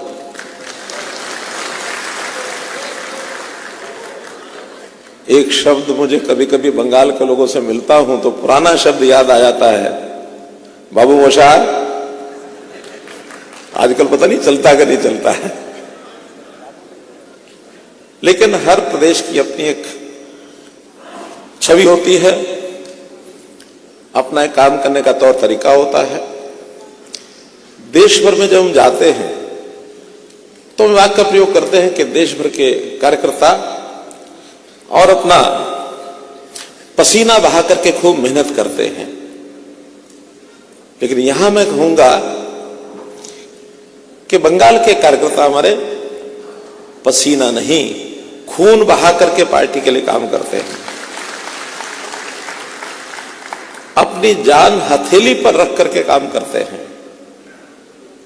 इस संघर्ष में बहुत सी जानें चली गई, बहुत कार्यकर्ता हमारे से बिछुड़े। सर्वप्रथम मैं उन सब कार्यकर्ताओं के प्रति अपनी श्रद्धांजलि व्यक्त करता हूं और उन परिवारों को निश्चित रूप से एक आघात लगता ही है। संतोष की बात यह हो सकती है, उनके मन में आती भी होगी कि किसी कारण से पार्टी का काम करते हुए, और न केवल पार्टी का काम बल्कि देश और समाज के लिए काम करते हुए बलिदान दिया है। मैं उन परिवारों को भी सैल्यूट करता हूं, उनके प्रति भी अपनी सहानुभूति प्रकट करता हूं। भाइयों बहनों, यहां जो भी चुनाव हुए, अभी लोकसभा का चुनाव हुआ, इस लोकसभा चुनाव में लोकसभा की सीटों की गिनती में तो हम कह सकते हैं कि शायद 2019 की अपेक्षा हम थोड़ा पीछे रहे। 2019 में हमारी सीटें 18 थी और अभी 12 सीटें जीत पाए हम। लेकिन फिर भी गणित कई प्रकार का होता है। इस गणित में अगर ये देखा जाए तो 2019 में जब हमको वोट का परसेंटेज मिला था, टोटल वोट मिले थे, 2024 में बंगाल के लोगों ने उससे ज्यादा वोट हमको दिए हैं, ज्यादा परसेंटेज में दिए हैं। तो इसलिए हमारे मन में ये नहीं आना चाहिए कि हम कुछ सीटें कम हुए, बल्कि हमारी ये 12 सीटें ये देश के प्रधानमंत्री श्री नरेंद्र मोदी जी को तीसरी बार प्रधानमंत्री बनाने में एक बहुत बड़ा योगदान है 12 सीटों का। तो इस नाते से एक देश के प्रधानमंत्री को तीसरी बार बनाने का जो रिकॉर्ड बना है, क्योंकि हमको जानकारी मिली ही होगी, बताया ही होगा और आपने विश्लेषण भी किया होगा कि दूसरी बार ये हुआ है कि कोई एक ही व्यक्ति तीसरी बार लगातार प्रधानमंत्री बना है। इससे पहले तो या तो 1962 में प्रधानमंत्री जवाहरलाल नेहरू बने थे तीसरी बार, या 62 के बाद और 62 साल के बाद 2024 में नरेंद्र मोदी जी तीसरी बार देश के प्रधानमंत्री बने। एक बड़ा अंतर यह है कि कांग्रेस यानी नेहरू जी जब तीसरी बार प्रधानमंत्री बने तो उस समय नेहरू जी को प्रधानमंत्री बनना बड़ा सरल इसलिए था कि कांग्रेस को देश के आजाद होने के बाद उन्होंने सत्ता एक प्रकार से बिना किसी देश की सहमति लिए और अपने आप प्रधानमंत्री बन बैठे 2047 में। आजादी के बाद कोई चुनाव तुरंत नहीं हुआ 47 में अपने आप ऑटोमेटिकली प्रधानमंत्री बन बैठे। पहला चुनाव 52 में हुआ तो 1952 में भी कोई सामने पार्टी ऐसी नहीं थी जो क्लेम करे कि हम चुनाव लड़ रहे हैं सत्ता में, यानी आने के लिए, देश के अंदर सत्ता प्राप्त करने के लिए। बल्कि उस समय का जो स्वरूप, आज भारतीय जनता पार्टी का पूर्व स्वरूप जो भारतीय जनसंघ था, जनसंघ में की बात चलती थी कि हम एक मजबूत विपक्ष बनाने के लिए और देश में चुनाव लड़ रहे हैं ताकि जो सत्ता पक्ष कांग्रेस है वो अपनी मनमानी न कर सके, मनमर्जी न कर सके, उसके ऊपर एक अंकुश बना रहे। यानी सामने कोई था ही नहीं, तो स्वाभाविक है उनको प्रधानमंत्री बनना, स्वाभाविक 57 में भी, स्वाभाविक 62 में भी। बल्कि कहा जाए तो देश की जनता कांग्रेस और सरकार ये उस समय एक ही मानते थे। सरकार माने कांग्रेस, कांग्रेस माने सरकार। जैसे आज से पहले 40 साल पहले आपको किसी को ध्यान में हो जो बड़ी आयु के अपने कार्यकर्ता हैं, 40 या 30 साल पहले, उस समय कोलगेट और टूथपेस्ट ये एक ही बात होती थी। अगर किसी दुकान वाले को कह दो पेस्ट दे दो तो कोलगेट उठा के दे देता था, और किसी को कोलगेट दे दो मांग लो तो पेस्ट वही उठा के दे देता था। लेकिन आज अगर कहा जाए दुकान वाले को कि हमको एक पेस्ट चाहिए तो उसका एक काउंटर क्वेश्चन होगा, क्या होगा? कौन सा पेस्ट? तो आज वो सिनोनिमस नहीं है। 62 तक कांग्रेस और सरकार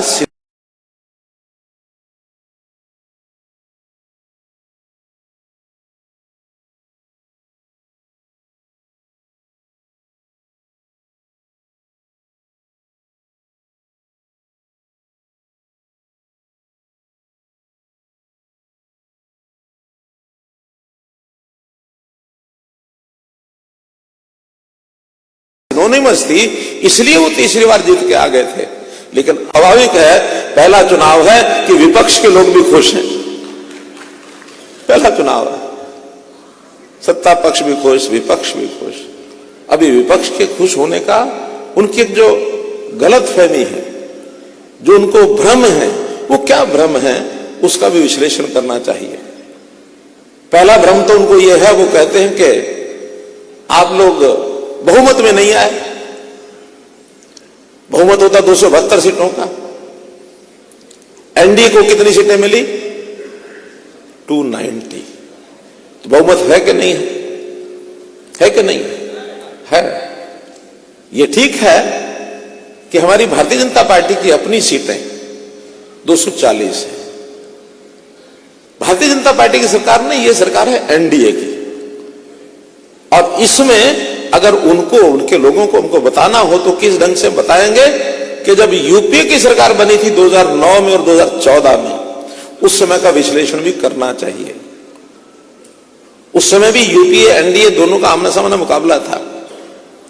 2009 में 14 नहीं 5 और 9 4 और 9 2004 में और 9 में यूपीए की सरकार थी।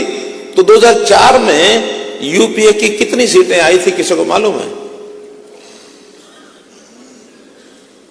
कोई भी बता सकता है?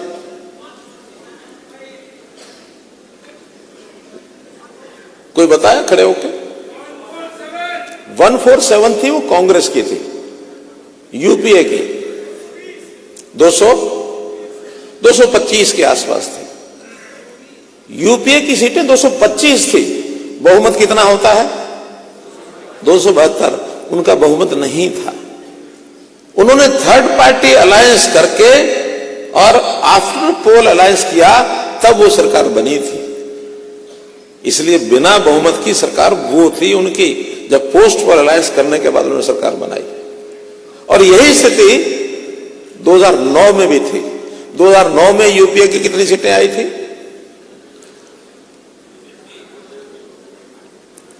262 थी, 262। और बहुमत कितना होता है? बहुमत 272।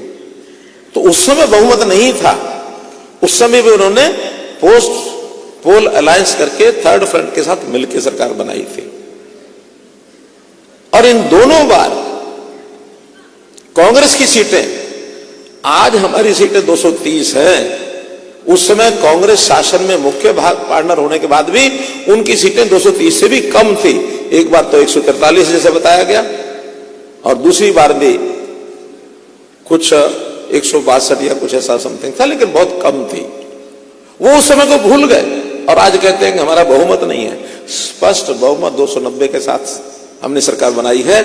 ये एनालिसिस करने के लिए हम कार्यकर्ताओं को ध्यान रखना चाहिए कि कांग्रेस के लोग कितना झूठ बोलते हैं। ये झूठ के सारे चीजों को आगे बढ़ा रहे हैं। हां, खुश होने का एक कारण और है, और वो वास्तविक कारण है उनके लिए। वो क्या है कि जब अपनी सरकार बनी 2014 में, तो कांग्रेस की सीटें कितनी थी? 44 थी। कुछ अगर सीटों का भ्रम हो तो आप लोग जरा बता देना मुझे। और जब 2009 में उनकी सरकार बनी थी, तब कांग्रेस की नहीं, हमारी 2014 की बात है, फिर 2019 में हमारी सरकार बनी थी, तो कांग्रेस की कितनी सीटें थी? 52 थी। अब ये बताइए कि एक मान्यता प्राप्त विपक्ष को होने के लिए कितनी सीटें चाहिए? 54 या 55 कह सकते हैं। ना तो 2014 में उनके पास मान्यता प्राप्त विपक्ष की सीटें थी, ना 2019 में मान्यता प्राप्त करने की सीटें थी। खुशी का बात उनके लिए हो सकता है कि इस बार मान्यता प्राप्त विपक्ष वो 99 सीटें ले गए हैं, इसलिए वो खुश हो रहे हैं। ये है खुशी का कारण। और हम कहते हैं लगातार अब नेता प्रतिपक्ष बनते भी रहो और खुश होते रहो, तो हमें कोई फर्क नहीं पड़ता, जहां हो वहीं हो। तो ये जो 99 का चक्र है, ये उनको तंग किए हुए, सताए हुए है, और वो सोचते हैं हम 99 ले गए तो शायद सत्ता ही प्राप्त कर गए। हिंदी का एक शब्द है मृग मरीचिका। मृग मरीचिका का अर्थ ये होता है कि एक हिरण राजस्थान में अगर दौड़ता है, दूर तक रेत होती है, प्यासा होता है, इसको प्यास लगी होती है मृग हिरण को, तो दूर रेत में ऐसा लगता है कि 5-7 किलोमीटर के आगे पानी है, रेत चमक रहा होता है, पानी होता नहीं है, उसको लगता है पानी, वो दौड़ता है, वहां पहुंचता है, देखता पानी है नहीं, फिर वो प्यासा ही प्यासा रह जाता है। तो इनको भी मृग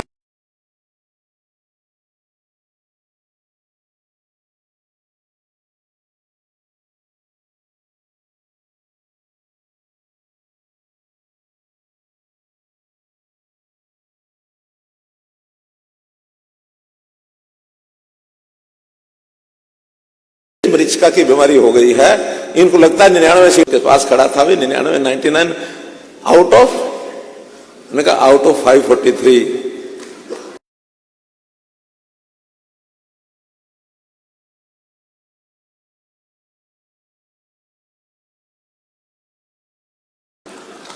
तब ध्यान में आया कि out of 543 he has got 99। वो उसी में से खुश हो रहा है। तो इनकी स्थिति ये बनी हुई है। मित्रों, हम इन आंकड़ों के माध्यम से इसलिए कि आज देश के अंदर जो सरकार बनी है,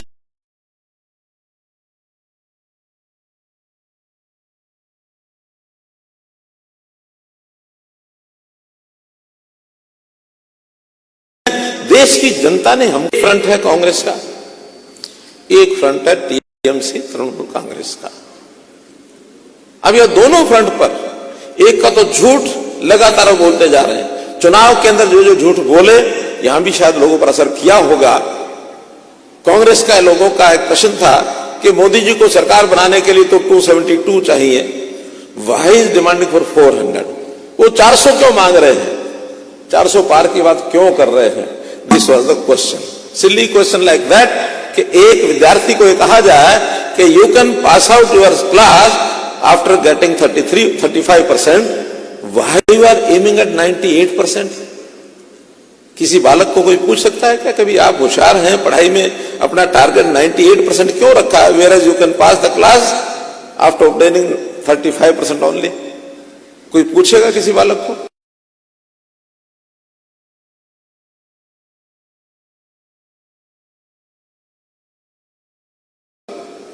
क्यों? Want to be a silly question?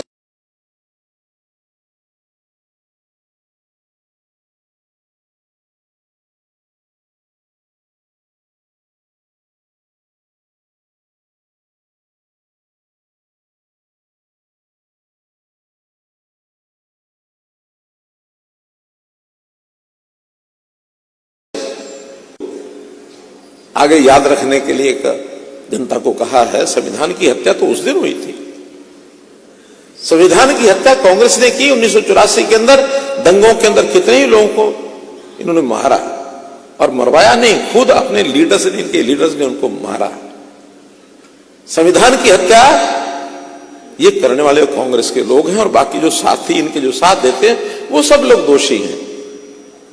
आज देश के अंदर डॉक्टर अंबेडकर साहब दोबारा से भी जन्म लेके आ जाएं और वो कह दे कि संविधान को बदलना है या संविधान को समाप्त करना है, आप नहीं कर सकते, कोई नहीं कर सकता उसको, कोई नहीं कर सकता उसको समाप्त।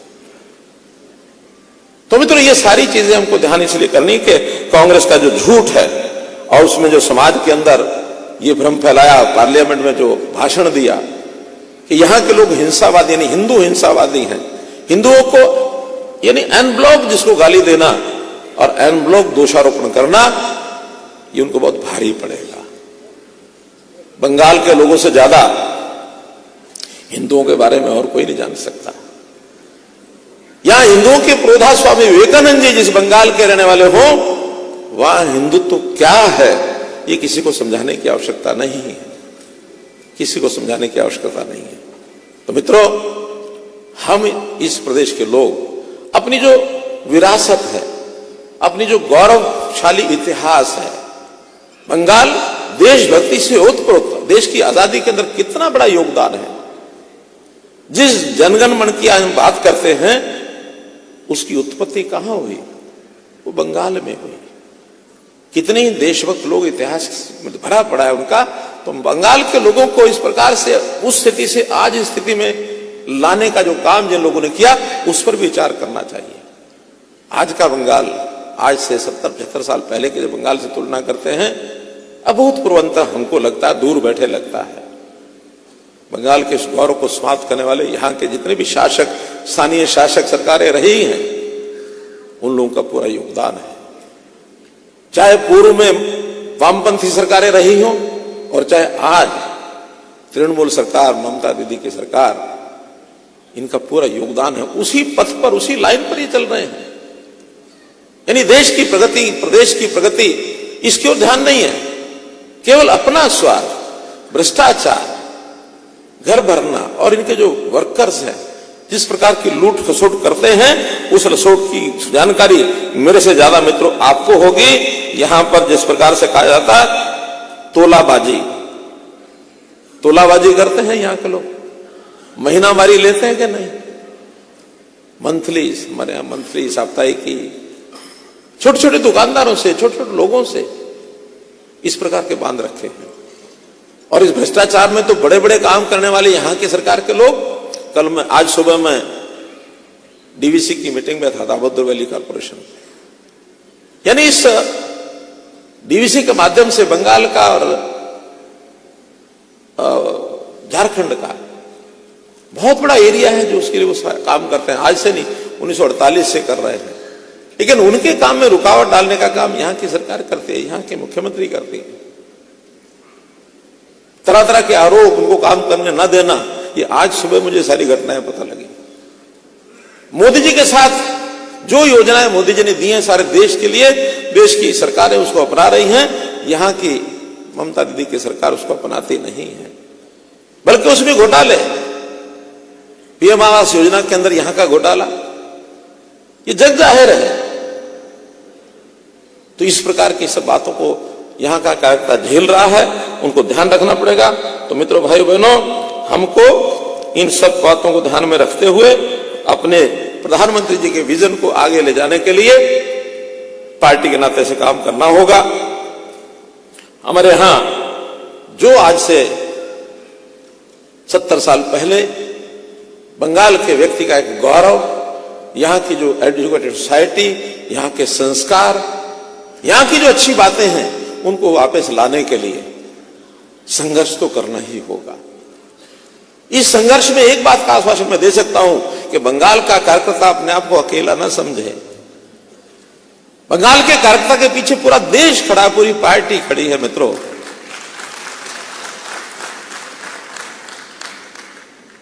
तो इस नाते से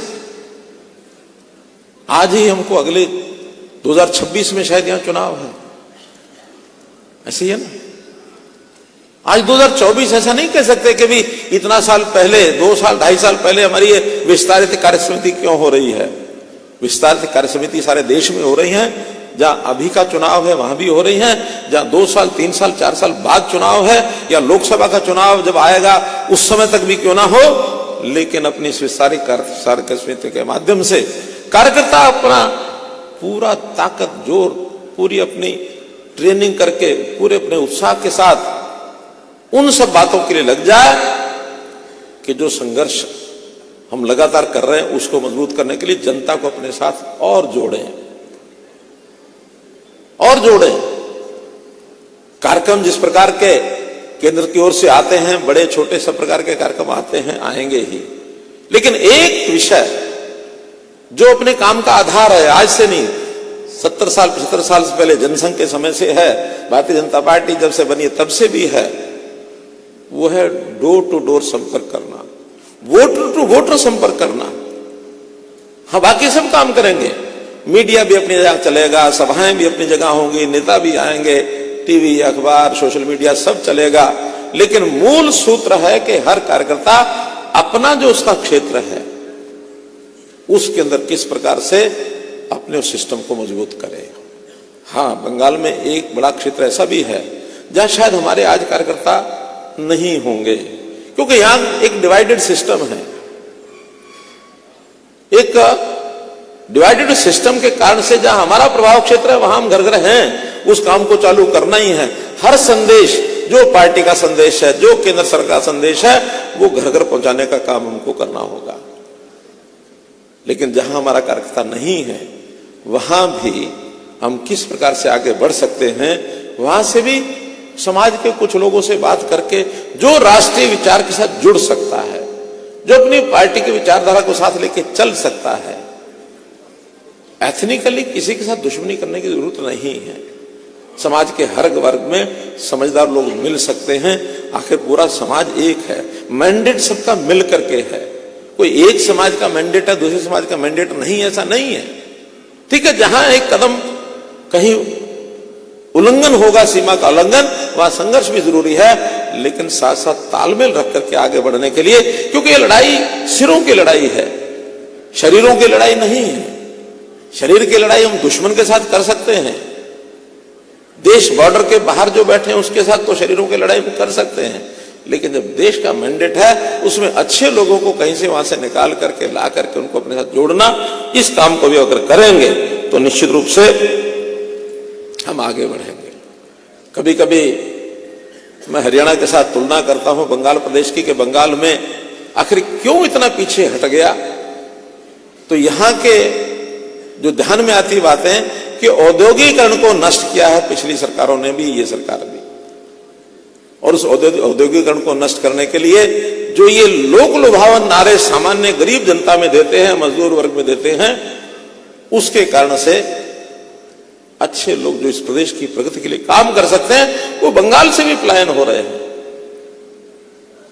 मैं कोई साहूकारों का और बहुत बड़े जो सरमाएदार हैं उनका हिमायती हूं, ऐसा नहीं है, लेकिन उनके योगदान से प्रदेश में जो चीज आगे बढ़नी चाहिए, जो रोजगार के अवसर मिलने चाहिए, वो यहां समाप्त हो रहे हैं।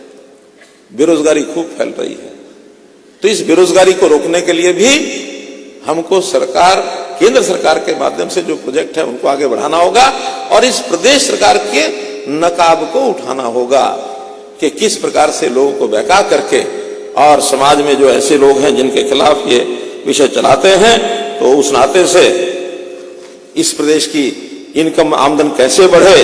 केवल कर्जा लेकर के और हमेशा हाथ में कटोरा लेकर के भीख मांगते रहने का जो स्वभाव है, ये किसी का भी अच्छा नहीं है, चाहे वो व्यक्ति हो, परिवार हो, सरकारें हो, संस्थाएं हो।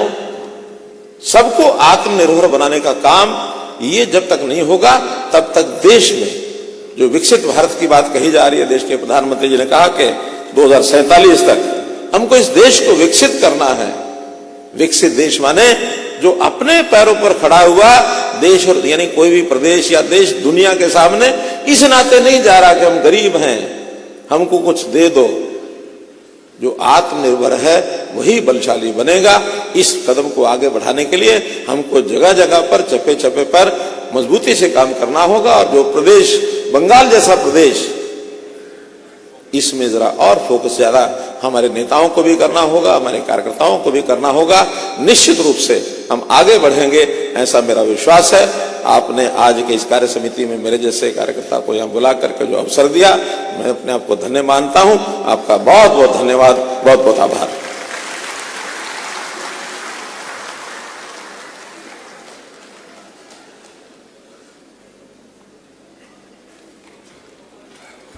ধন্যবাদ জানাই সম্মানীয় ভারত সরকারের মন্ত্রী মনোহরলাল খট্টারজিকে। এবার আমি ডেকে নেব আমাদের সম্মানীয় রাজ্যসভার সাংসদ এবং পশ্চিমবঙ্গ প্রদেশের চিফ স্পোক্সপারসন সম্মানীয় শ্রমিক ভট্টাচার্য মহাশয়কে রাজনৈতিক প্রস্তাব পাঠ করার জন্য।